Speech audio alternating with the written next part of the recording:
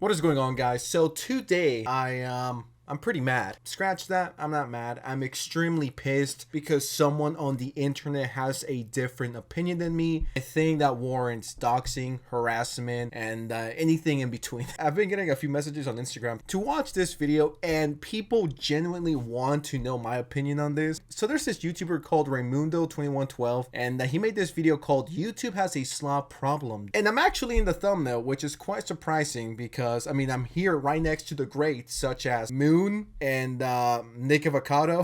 Raymundo is someone that I actually met over at VidCon. He was pretty cool, very chill. We had some good conversations. We had a good time. He actually told me that this video was coming. As a matter of fact, I appear in this video. I haven't seen it. I am a little nervous. I might have to wear diapers for this one. I don't know if I'm gonna shit and piss myself at the same time. I don't know if I'm gonna get bullied out of existence. I'm gonna lose subscribers, lose my career, have to quit YouTube and get a real job. And very briefly, before we actually really get into it, because not a lot of people are familiar with what slop means. Easy content. The first time I heard of this term was a few months ago when Pyrocynical started talking about it. What I think of when I hear, oh, that guy makes slop content, is just easy to make content, people that upload every day. I'm quite interested on what this guy has to say. I mean, he was cool with me in person. Is he going to turn heel, hit me with the steel chair? We'll see. Very slop. And it doesn't take some galaxy brain genius. Man with 300 million subscribers. He's got a burger business, a chocolate bar company. Yeah, I think we might actually have the first YouTube scholar on our hands here. Commentary slop can best be described as lazy, derivative, low-effort, frequently uploaded content that covers modern events and incidents. Like the old Leafy is here in Pyrocynical videos, these videos often feature video game footage with minimal editing when needed. These sorts of videos are often hard to tell apart from each other, or from the rest, as generally the only unique aspect about them is the voice of the creator, as the actual content is very, very cookie-cutter. Another genre of commentary slop is stream clips, which are often even lazier than the videos mentioned prior. These stream clip videos generally consist of a content creator who has already grown a sizable audience on their main channel, where they put a lot of effort into their content, which has led them to grow a loyal fan base, who will just kind of watch anything that they do. This leads them to live stream on either Twitch or YouTube. Those streams, who are often multiple hours in length, then get chopped up into different segments per topic, given minimal editing, and then shipped out as a fresh new video. Oftentimes, these videos are just reaction videos in disguise, as generally the creator kind of just watches the video, pauses the video every 10 seconds, spat out some opinion related to what they're watching, or hell, just go on some completely unrelated rant spurred on by someone donating or a popular message in their chat. Pretty much everyone has done, and like there's a reason behind it. It's not just because we're bored or we're feeling lazy that day, more lazy than usual, if you will. I think it's all about balance. As long as you're not going full Hassan Piker on the main channel, if that's your second, third, or fourth channel, like who cares? It's just extra content for the people that want to watch you, and it's just more money to be made. Like, I personally don't see anything wrong with that. I don't really care. Do I watch it? No, not really. I'm not watching an hour-long video of someone else reacting to another video. But there's people out there who want to see the content for multiple reasons. And as a content creator, it's like, well, yeah, why not do it? The main channel is killing it. The second one is doing great. Let's just do a third one and let's make money that way. But it just comes to supply and demand. Like, if people want to watch that, give them more of the content they seek. The YouTube ecosystem is a pretty interesting thing. I do think commentary channels, or slop channels, if you will, I do think they're important in the YouTube ecosystem, because a lot of the times when there's controversy going down, whether that's someone scamming people or being a horrible person or being a creep, a predator, whatever it is, the reason why they get the backlash in the first place is because of guys like Critical, people like, you know, the big commentary guys, if you will, that call out these people, and that causes people to be aware of the situation, and then they get major pushback. I do think commentary channels are important, once again, in the YouTube ecosystem. And the first example that pops to mind is the Critical video when EDP got caught. That got 12, 13 million views. The original one, sure, it could have been big before it got taken down, 500,000 views, or 1 million views in just a few days. But with bigger YouTubers talking about the situation, it makes more people aware. I mean, that's how I became aware of it. With that said, I do think there's some commentary YouTubers, and I know this is going to sound so fucking hypocritical and ironic of me, but with commentary, there's just so many subgenres. Like, there's the daily guys, there's the people that upload 2-3 times per week. If you only care about brain rot content, there's something for you over there. I personally don't enjoy that one bit. I think it's super cringe, but at the same time, there's hundreds of thousands of people who enjoy that type of content. It just not for me. Videos to be almost impossible to watch as they're so long and, well, pointless. I actually have an exact example that I'd like to use. On June 25th, 2024, I released a video about the word unalive and the absurdity of self-censorship. Really quickly, I do agree with him on this. Commentary videos about Jack Dorothy crashing should not be 20 minutes long. Who is watching that? In my opinion, that is top tier slop. You could legitimately watch like 1.5 episodes of Baby Reindeer, or you could listen to a full 30 to 35 minute album. Some YouTubers and their runtime, it's just ridiculous. The reason why it's so long, it's because they put more ads and they make more money. And hold up, actually, this is a perfect example. So to my right, I have the KSI situation just doesn't end, and it's 21 minutes long. I don't hate Pyro. I actually watch him from time to time. I don't have any issues with the guy. But the Launchley situation is not 21 minutes worthy. I doubt the average person cares. They just want some background noise. Commentary videos getting way too fucking long. Hate wasting time. That's why if you look through my channel, if a video needs to be 10 minutes, it's 10 minutes. If a video needs to be 15 minutes, it's 15 minutes. If a video needs to be 7 minutes with 25 seconds, it's gonna be that. I'm not going to add an extra 40 seconds just for the sake of now I could put 3 ads. At this point, I don't care about that because I personally hate when YouTubers waste my time when they're repeating the same shit over and over and over again. Not because they're a little retarded like myself, but they just repeat themselves so they could stretch out the video to 8 minutes with 1 second. Videos overall are getting way too long. There's no reason for your average everyday commentary guy to be making 20-30 minute videos on the daily. And some drama is not 20 or 30 or 40 minutes worthy. Like, there's quite a few creators on here that I like and I want to watch their content. When I see that it's 20 minutes long and it's about the stupidest drama possible, it's just like, what are we doing here? I want to watch it. It looks interesting, but I'm not watching a 25-minute video about KSI or Logan Paul. I'm just not, okay? Especially if it's daily commentary. No, absolutely not. June 25th, 2024, I released a video about the word unalive and the absurdity of self-censorship. Since negativity thrives on this platform, the video did really well, and was seen by tons and tons of YouTubers, including the one and only Pyrocynical. For those unfamiliar, Pyro is a YouTuber who's been actively making videos for a long time, with him originally making Leafy is Here gameplay commentary style videos, but eventually switched to a more varied content style. This content strategy is basically what has won YouTube in recent times. However, my personal experience comes in when Pyro made a reaction video to my Unalive video, titled TikTok is Changing Our Language. This is an hour 38-minute stream clip of him watching my video, which is only 40 minutes long for context. Now, when I was alerted of this, I was beyond excited and I sat down with my friends to see what he would say about my video. And just to be clear, to preface my criticism, I don't want to come off as criticizing these creators as people, or their character in the slightest. This is just a critique of the content that they produce. That being said, this video was very hard to watch. Not in a way that it made me cringe or misrepresented myself, but hard to watch because there was so much rambling, so many distractions, and so little focus placed on the actual subject matter at hand. Which, again, his video is nearly an entire hour longer than the video that's being reacted to. However, most of this hour is just filled up with unrelated things, which is, again, why it's hard to watch. It was hard to follow, it was difficult. This sort of content is one of the more common types of slop that we see. Long YouTube videos of a creator just kind of sitting there and watching someone else's video, pausing every 10 to 15 seconds, commenting on something, and then... I mean, I think Pyro is definitely the guiltiest out of all of us.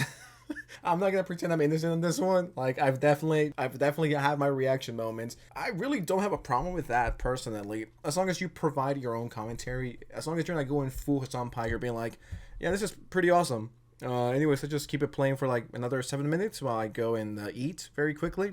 Personally, like when I react to a video, I always try to not go the Hassan Piker route where I'm just like standing there for like 5 minutes not saying anything. Once again, it goes back to, if that's what the people like, that's what they like. My rule of thumb is, as long as you don't go full Hassan Piker, go crazy. As a creator, it's not actually a bad thing to have a big YouTuber make some slop reaction videos to your content. YouTubers like Tuv completely had their careers launched by Moist Critical having their videos be watched on stream, which is something that I would personally welcome with open arms. However, a lot of the time, these videos are almost always presented as if they aren't just glorified reaction videos with vague and interesting titles, and also really good thumbnails most of the time, making them seem like much more than they actually are. However, stream clip re-uploads aren't the only type of digital junk food consumed by the masses. One of the most successful genres are commentary drama channels. To make a brief distinction, there's a difference between commentary channels like Scott Kramer, Eddie Burback, or Danny Gonzalez. Creators like this are often regarded as commentary channels, but a different commentary from what we're discussing today. Yeah, I don't like any of them.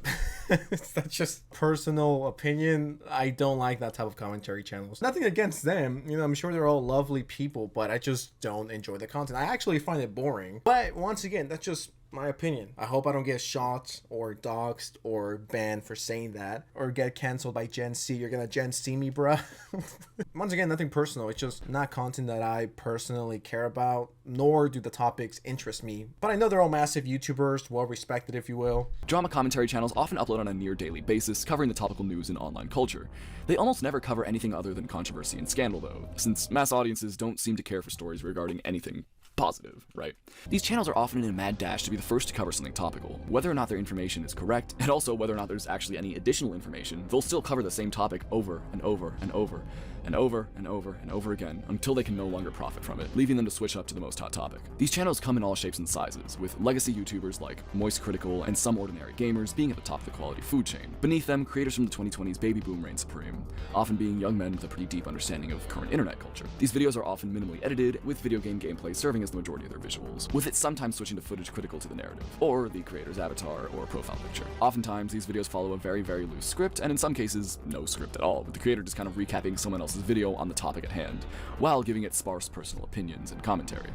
Oftentimes, these personal opinions shared by the creators are the most safe, middle-of-the-road opinions that one could have. It's to not piss too many people off. As of the time of writing this, the hot news for the past 2 months has been on Mr. Beast and the many allegations thrown initially. Are you kidding me? Raymundo 2112? I made like 2 or 3 Mr. Beast videos, and the comment section was cooking me alive.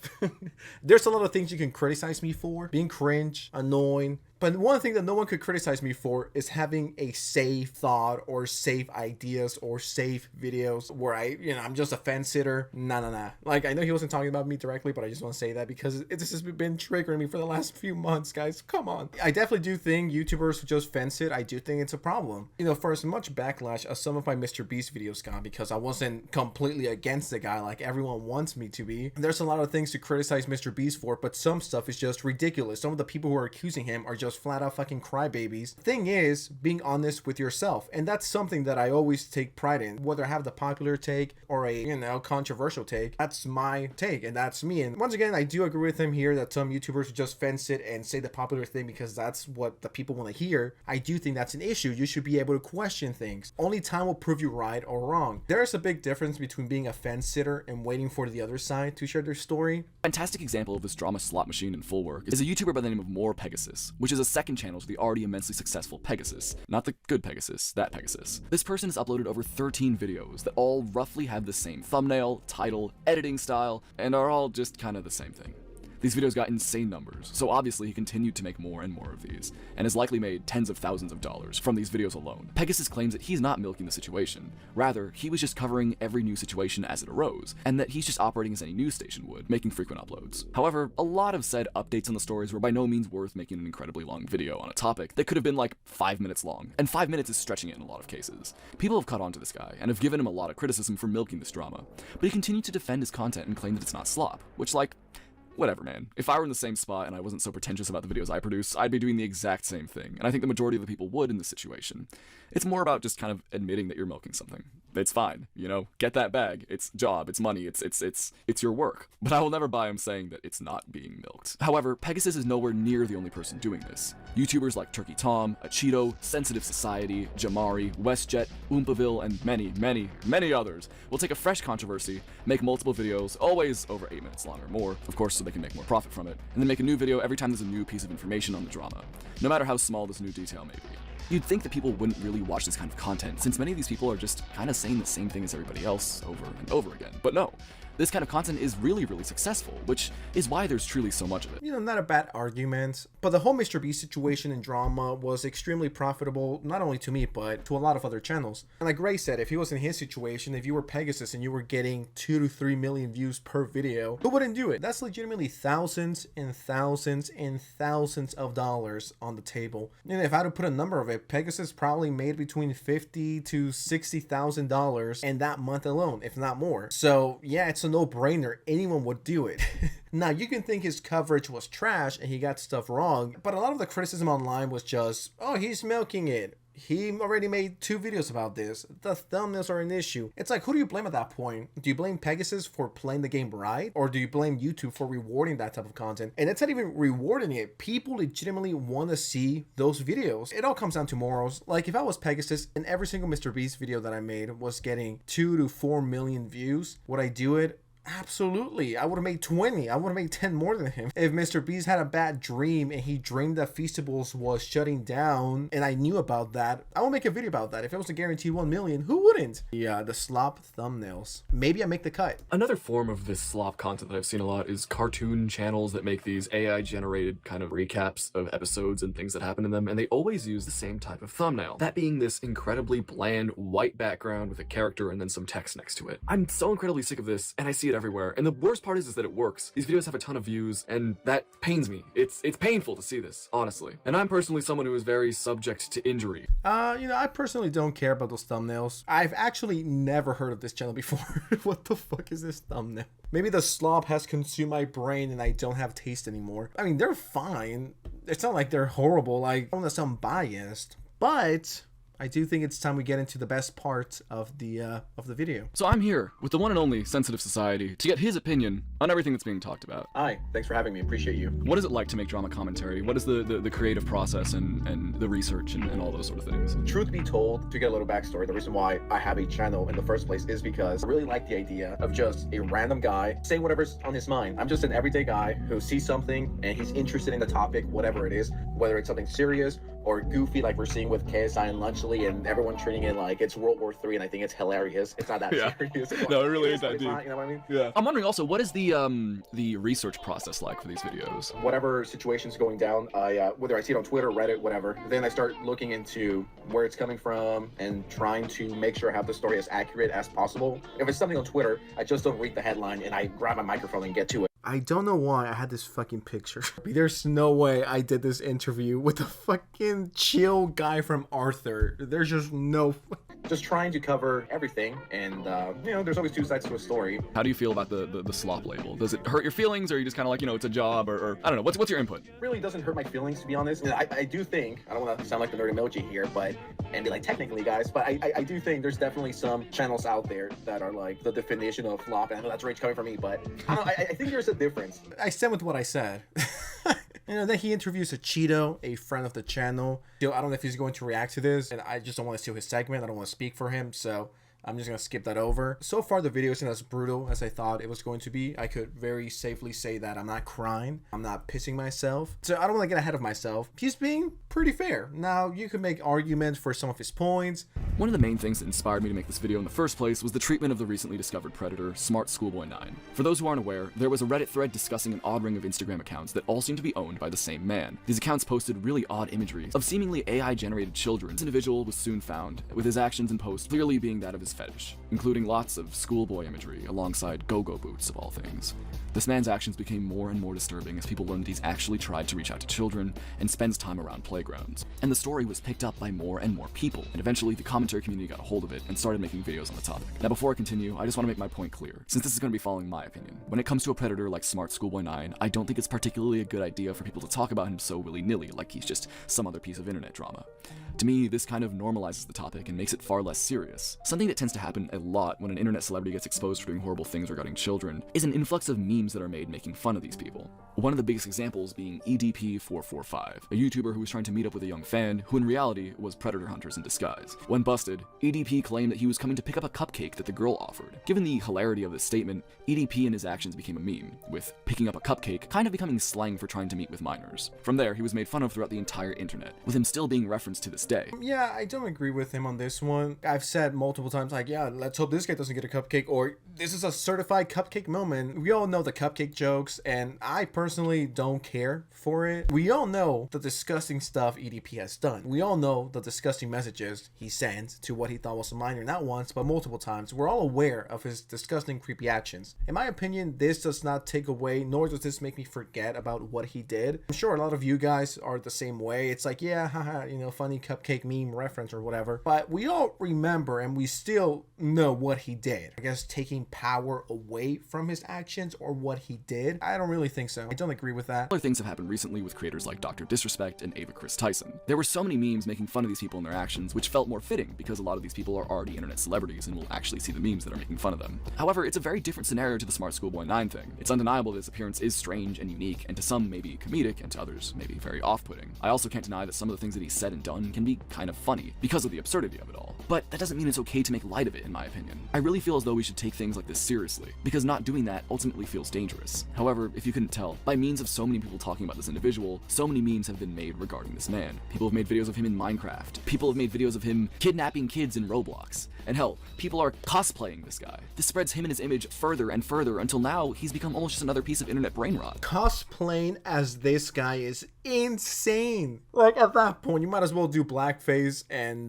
disguise yourself as EDP. Like, in Minecraft, that's crazy. Is it funny? Yes. Is my sense of humor extremely immature, juvenile, and retarded? Absolutely. But do I think the memes about this guy take away or make people forget what he's actually done? No. And these were definitely made by, teens. There's no way someone in their 40s is out here making these fucking memes. They don't have time, or they shouldn't have the time to be making this. So it's just teens being stupid, as we once were. And if you ask me, in my opinion, I don't see anything wrong with this. I think it's funny. I do think cosplaying as him goes a little too far, but I'm sure there's someone on the other side who's like, yeah, who cares? It's just opinions. This and the Roblox one, I had no idea existed, and I laughed a lot harder than I should have. That's crazy. Another example of this that's not fully related to YouTube slop is the insane amounts of jokes coming from young children regarding Diddy parties. Like, the fact that such an evil and horrifying person has become within the same ranks as John Pork and Kai Cenat is disturbing to me on a deep level, and I don't know why no one else is talking about it. Anyway, that's its own side tangent, and I won't waste your time with that. My point is, this weird trend of making videos on Smart Schoolboy 9 hasn't really led to anything other than mass awareness, which can definitely be argued as a good thing. However, we're still giving this horrible man tons of attention, which, judging by his post history, is part of what gets him off. So it's really, really disturbing and just feels overall off. So it's like, what do we do about it? Do we not talk about it so we don't give it attention and let people fall victims to them? Is that what we should be doing? I'm not hating on Raymundo. Like, this video is pretty solid, actually. For example, like the whole EDP situation. Should Critical not talk about that? Should people not bring awareness to it? But let's not focus on EDP. Let's talk about Smart Boy 9. Had it not been for Critical, once again, who talked about this, and that's how I became aware of it, I would have legitimately had no idea who that extremely disturbing individual is. I don't know if it was Critical or Pyrocynical. It was one of them that brought this to my attention. At some point, it just gets too big to ignore, and you gotta talk about it, even if you're like, I don't want to give this person attention. Not to get corny, but you could legitimately be saving someone, or at least make them aware of the new predator that is out there, just to be cautious. Slop is incredibly easy to produce, and you don't need to be creative. You don't need to say anything new, you don't need a personality, and you don't even need a script. But at the end of the day, you really can't blame the individual creators. They are getting the bag, they're doing what works, and it doesn't really matter what I think about it. People are watching, and they want to see this content. Like, as long as your title says something along the lines of the insert controversial figure situation is insert interesting adjective, and your thumbnail has the topic's face, slightly edited to look worse with a bright background and crazy drop shadows, and maybe even a black bar around their eyes with some text on it, you're set to go. It really honestly makes me kind of sad that this is all it takes anymore. YouTube success used to be a very, very difficult thing to achieve, and granted, it still absolutely is. But this meta is effective like nothing else. However, unlike the fidget spinner Among Us 3 AM slop of the late 2010s, this content just feels kind of cynical. Once again, another thing that I disagree with here. In order to be a commentary channel, I do think, sadly, getting to 100,000 isn't that special anymore. Like, pretty much anyone with YouTube Shorts can make it, so it's not that big of a deal. But there's a reason why there's not a lot of big commentary channels in the first place. And by big, I mean 500,000 and up. Like, who could you name besides myself, extremely humble, Cheeto, Jamari, WestJet, Critical, Mudahar, Tom Dark,